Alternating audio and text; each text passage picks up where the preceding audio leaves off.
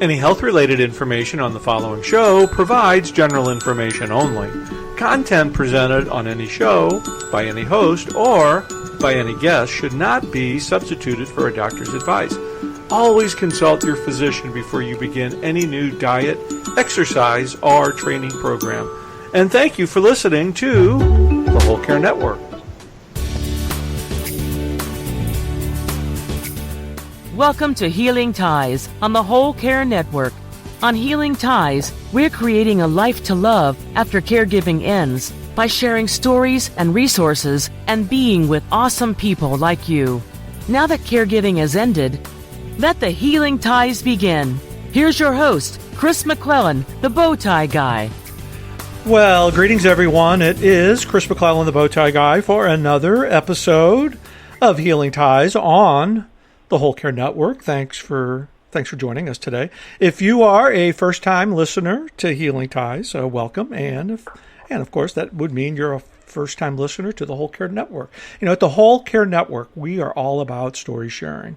We believe that it's through story sharing where diversity meets the road to combat a common cause. And that's why we're doing these podcasts. We feel like when we can share stories, especially caregiving stories, we can connect with other caregivers for those, what we think on the Whole Care Network are the vital aspects that caregivers need: validation, respite, and resources. And that's what we're all about here at the Whole Care Network. So welcome. Certainly want to send a hello and a shout out to all our listeners in the UK on ukhealthradio.com. Thank you for your continued support of the show, and I appreciate all your feedback. In fact, if you have any comments about our shows, or if you'd like to be a guest on the show, just send me an email at chris@wholecarenetwork.com. Again, that's chris@wholecarenetwork.com. So let's move on to today's show. You know, in 2003, Jay Perry decided to pretty much give up his life to take care of his dad full time. Jay took his dad to all his appointments, schedules, monitored his medicine, massively researched different methods to fight his illness. But most of all, Jay spent time with his dad. And it's my pleasure to welcome Jay Perry to Healing Ties. Welcome, Jay. Hey, Chris. Thanks for having me. And one of the other reasons I'm excited about having you on the show is I'm talking to you, and you're in Canada. That's kind of like a home away from home for me. I am. I'm up here in Canada, and beyond the stereotypes, it's actually very hot out today. We have a heat warning. A heat warning in Canada. So give it to me in Celsius. With the Humidex, 40 Celsius. That would be. Let's see if I can. Is that close to 100 in Fahrenheit? You're asking the wrong. And I don't know the combination either. But yeah, 40 how to convert that? Yeah, 40 sounds pretty hot though. But goodness. Yeah, it's very hot up here. I mean, we do get some cold days, but it's hot today. I think as some of my listeners know, my father was from Charlottetown, Prince Edward Island, Canada, so I'm very proud of my Canadian roots, and even though we root for different hockey teams, we share in the same frustration of being Stanley Cup-less for over 51 years. Yes, I'm very fond of the East Coast of Canada as well, but yes, as a Toronto Maple Leaf fan, I'm also in some sadness of how long this Cup drought has been plaguing us over here. We will have a joyous occasion when the Leafs and the St. Louis Blues can play for the Stanley Cup. I think we have to hope for a tie, and they can split the cup down the middle, and so we can vote. Well, enough of that sports banner, but good. Jay, it is great to have you on the show today. But let's start off by why don't you tell our listeners a little bit about you and your background, and then we'll get into talking about your book and your caregiving experience with your dad. Okay, so my name is Jay Perry. I currently live in a small town in Grimsby, Ontario, Canada, which is about an hour south of Toronto. Growing up in the area my whole life, grew up as any Canadian kid would do, played hockey, actually used to play music for a living, and then I stumbled into photography, and I've been working as a full-time commercial photographer for myself for the past about 10 years, I would say, and I love it. So, yeah, I mean, it's unfortunate that we meet on these terms and how we're meeting, but I guess we'll use it as an opportunity to, spread some hope for some other people. Likewise, it's all through for me. It's all through advocacy and sharing stories, and goodness, you have a story to share, and because your dad got sick.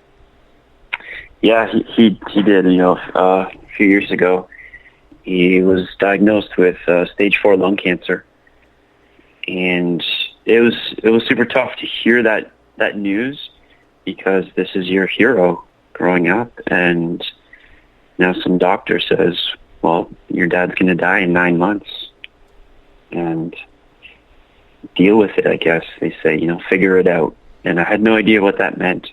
Mm-hmm. But I wasn't going to let that stop me. And I was going to do everything in my power to, as they say, figure it out. So let's kind of paint the picture here. You get this diagnosis. It's stage 4. This was in 2013? 2013, yeah, March of 2013. And any type of diagnosis is just really difficult to receive. But a stage 4 diagnosis, I can only imagine the reaction that you and your father and your family must have had with that. Yeah, well, to me, it was, I had never really dealt with cancer this close. So to me, stage 4 was still, okay, well, it's serious, but we're going to beat it, because that's my mentality and everything in life, is that if you put enough hard work into it, you're going to achieve the outcome that you want. And it wasn't until I got home and, started doing some Google searches, and it kind of realized the severity of what stage 4 is. And there wasn't too many, if any, success stories after a stage 4 diagnosis. So you're right, it was not easy to hear. It was not easy to deal with. And it literally made me sick. Unfortunately, and that news and it makes the whole family sick. I think when someone gets diagnosed with an illness this bad, it's the whole family fighting it as well. Oh goodness, that's a point well taken, because a diagnosis is just not. The diagnosis really impacts the entire family, obviously in different ways, but it's something that I really have never met anybody that's prepared to receive a diagnosis, or because caregiving, the common aspects of caregiving is it usually happens because of an unfortunate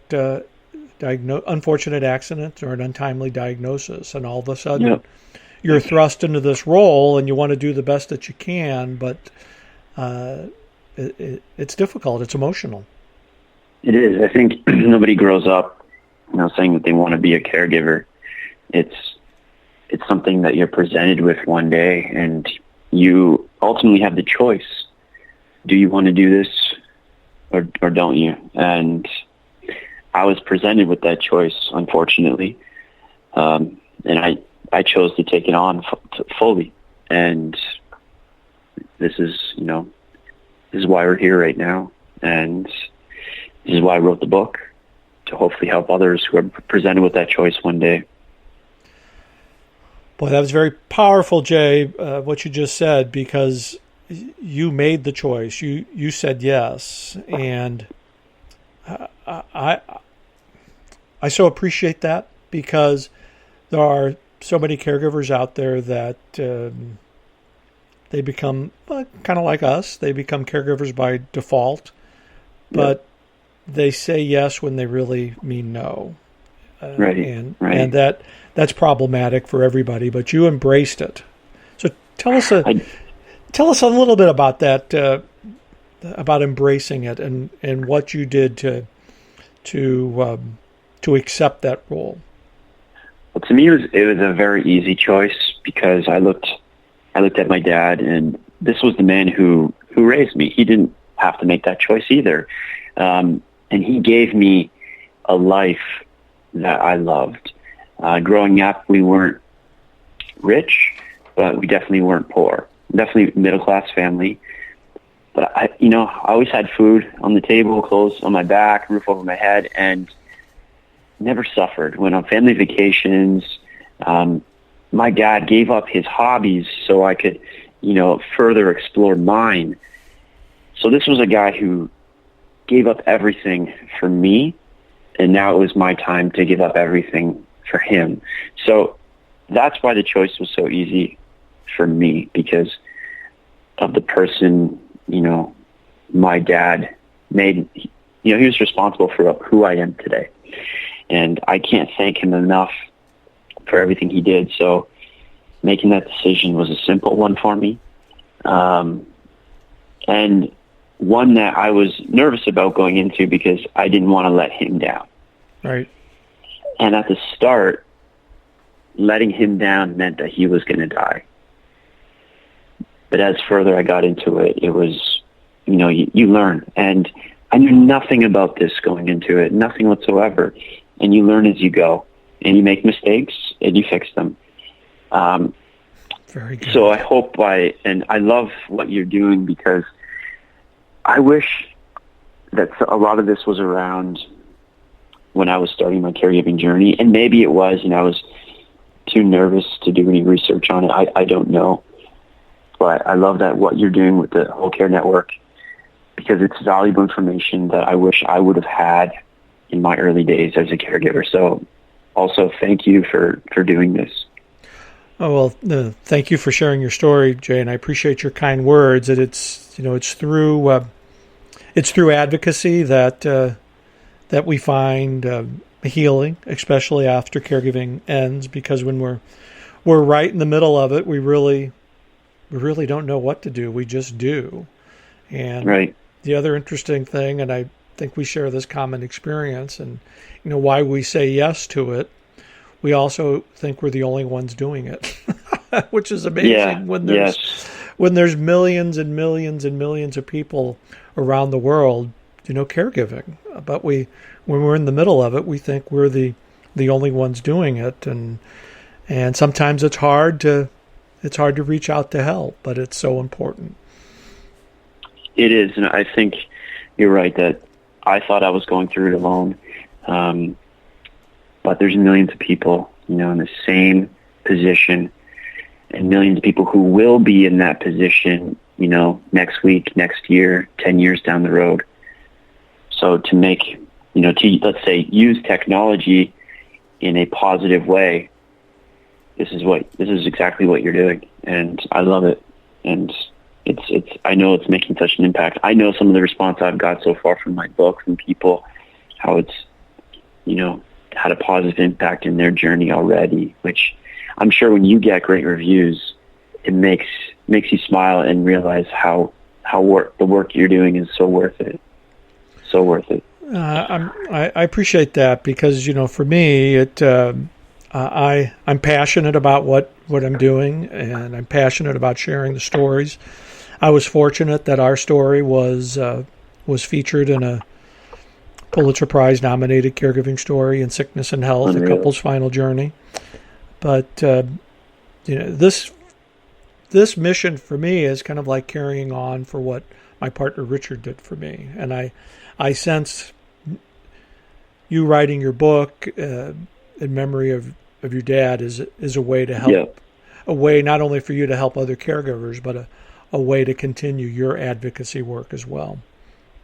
Oh, for sure. I think a few reasons why I wrote the book. One being just very therapeutic.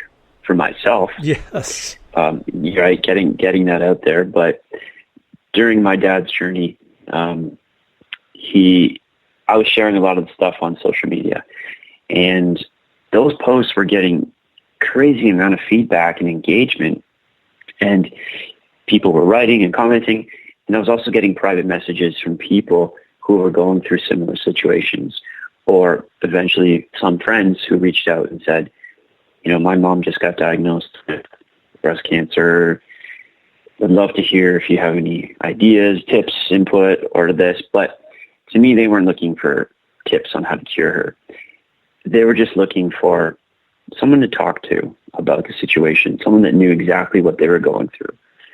So I said, for sure, let's meet up. So I went and had a coffee with them, told them about my situation, my story, my dad, little things here and there. And this happened with different people over a few months. There was a bunch of people who reached out, and I privately met with them. So knowing that people were reaching out that way, I thought, there's a lot of people that aren't on my social media feed to see my posts, or might never reach out as well. So I wanted to create some sort of platform to get those stories out there to people who need it. And that was another reason for the book as well. So they could have access to those conversations I was having with those people. Another reason why I want to write the book is I feel like this now takes my dad from just another cancer statistic to hopefully a healer in someone's life. And that his fight was worth it. It's worth so much more. And to me, that allows my hero to keep on going to being my hero in other people's lives, which to me is what I love. And that's, again, another reason why I wrote the book. Couldn't we connect in so many areas? Writing is therapeutic, and big time. When you, especially, for me, in the middle of caregiving and blogging about it, and connecting with people all throughout the world about our stories, and that, again, that's what connects us. That's what breaks down barriers and diversity. Because when it comes to caregiving, there's no gender boundaries, there's no orientation boundaries, there's no economic boundaries. We all just want to care for the one that we love, and through caregiving, there's so many people that find a common cause, that can have a conversation about something that, in most cases, they would not have had the ability to connect. But it's the caregiving that connects them. No, 100%. I think that caregiving is one of the things that unites people around the world, because, like you were saying, no matter your gender, race, or beliefs or anything, is that taking care of a loved one is taking care of a loved one when it boils down to it. And it's something that, we all have in common, or eventually will have in common, unfortunately.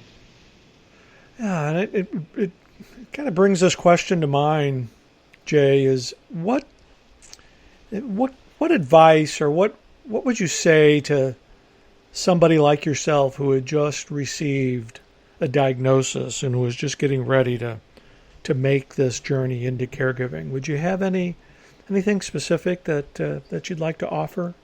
My biggest thing would be to accept the role head on, because if you don't, you will regret it. 100% you'll regret it. And don't go in with the mentality that I had, that I'm going to be my dad's doctor and I'm going to fix him. I'm going to cure whatever he's got, because I'm not a doctor. I have no idea how to beat cancer, cure cancer. I leave that up to the specialist. But what I can do is I can give my dad my time. And there's nobody more that he wants that time from than his kids, his spouse, his nieces and nephews, grandkids. So everybody has the ability to offer their time to somebody in need. And I think that time is so much more valuable than money.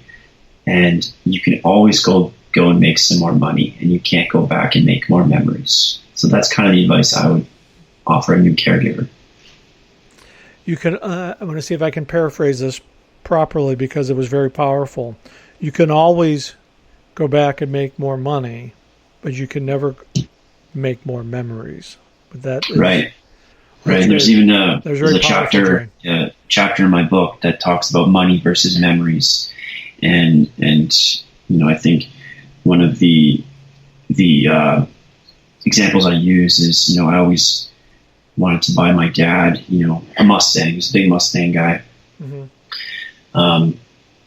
And that's a material thing with money, but one of the things I can't do, or I could go book a trip with my dad if he was alive. But one of the things I can't do now is, go to a travel agent or somewhere and book time with my dad because he's not around, right? Wow. And those days have come to an end, and I wanted to do everything to maximize the time with my dad. So that's kind of why I chose the caregiving role head on as well. Wow. Very powerful, Jay. Goodness. We've just got a couple of minutes left. It goes by pretty fast, but let our listeners know how they can find your book, all your contact information, and then when you come back, I'm going to make a little bit of a special announcement for all of our listeners. Sure. So you can find my book if you go to mydad.sick.com. It will take you to the Amazon.com page where you can purchase the paperback or an ebook version. Depending on where you are around the world, your country may have paperbacks available in your country. I know up in Canada, we can only get the Kindle version, unfortunately. Mm-hmm. So everyone who's been getting paperback from up here have been ordering it from the .com site. Any kind of social media you can find at Jay Perry, Twitter, Instagram, Facebook. It's got all my contact information on there as well. But if I could say one more thing about the whole caregiving process is that although I took this caregiving role head on and no regrets, it is ultimately a team. And I wrote the book, I'm doing this podcast, I'm giving out the information, but there was, my mom was heavily involved. My brother was heavily involved, and different people. Some of his closest friends would come and see him. And I think it is a team effort. Now, I know when you and I spoke last, you were going to send me up your book. And coincidentally, your book arrived this morning in the mail. It only took about 10 days, but it's okay. It's not bad, right? So I haven't had a chance to read it yet. But what I do, any new book that I get, I always like to just open to a random page and read a little bit about it. Something that's not going to be on the description or something that's not going to be on the back of the book. And it opened to a page where you talk about caregiving, thinking like it's a baseball team, and that you need a mix of players involved to have a successful team. And that is so true in my situation as well, that, my mom, maybe her role wasn't to take my dad to all the appointments. She kept working. So she was a side of financial stability that kept us going financially. So that was her role in this whole team, as amongst, she would make my dad her favorite meals and did this and did a bunch of other things. My brother had a set role, and then I had, you could say a bigger role, but I think that no matter the size of the role, that every little bit counts in towards caregiving and healing of the loved one. So that's just one thing I wanted to add about, I think, the caregiving journey, and I look forward to finishing and reading your book. I appreciate you bringing that to light, Jay, because it does take a team, and as you get right into caregiving, you're the CEO, you're the chief everything officer, but you also can't do it yourself. Right. And if someone, that care team, they all bring different talents and skills to the team. We just have to have that comfort in utilizing them. To me, it's even as, telling your friends about what's happening so they can be even a support system for you, which I think is huge. And to alleviate some of that stress, or just to talk to somebody, I think is huge. Right. Goodness. Good stuff. Good stuff. But as I mentioned, I had a little special announcement. This isn't going to be the last podcast we do, Jay. And looking at all the great work that you're doing, I'd like you to tell our listeners just a little bit about your Friends of Hearts program. And we don't have these podcasts scheduled yet, but do want to let our listeners know that we're going to, after you listen to what Jay's description of Friends of Heart, you'll be on the lookout for a couple of follow-up podcasts about this terrific program that Jay has developed. So the microphone is all yours, Jay. All right. So thanks. So to keep it short, in 2011, or actually in 2010, I went on a mission trip to Haiti. And when I got back, someone asked me, why are you going down there and helping out when you're not helping out in your hometown? Brushed that off a little bit. And then a few months later, I found a photo of myself at Christmas holding a toy that my parents had bought me.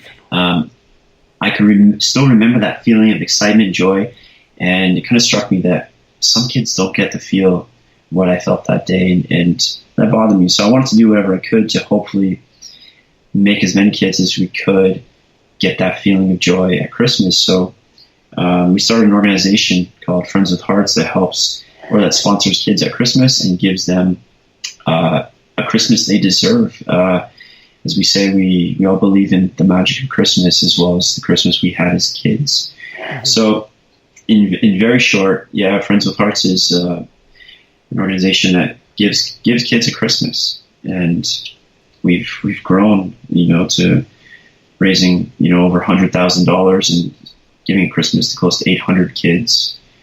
And I appreciate that you want to, dive deep into a full podcast. That'd be amazing. I would love it. Yeah, this is awesome to bring this message of yours to the Whole Care Network, and I appreciate your willingness to do that. And I'm excited that we'll get those scheduled here probably within a month, I would think. But awesome. It's going to be wonderful to have that conversation with you and learn more about Friends with Hearts. And I guess I'd be remiss without asking you, because I've seen your photography website. Please direct all the listeners to your terrific photography. Yeah, if you go to jperry.ca, you can see all my commercial photography up there. Yeah, it's super fun. I love doing it. Oh, goodness. I'm so glad we've connected, and I appreciate you reaching out, Jay. The work that you're doing is meaningful, and you're certainly someone who's creating healing ties all around us. I can't thank you for joining me today. Thanks, Chris. I super appreciate it. Well, goodness. I'm just kind of verklempt here because it's just very meaningful to talk to people that you don't really know, but then you do know. And that's another example of how caregivers really connect through story sharing. So, for sure. Okay, as you know, I'm your host, Chris McClellan, the Bowtie Guy. I'm creating a life to love after caregiving ends through radio, writing, travel, advocacy, and being with awesome people like Jay Perry. Healing Ties is a part of the Whole Care Network. Check us out online at thewholecarenetwork.com. We'll see you for another episode of Healing Ties real soon. Bye-bye.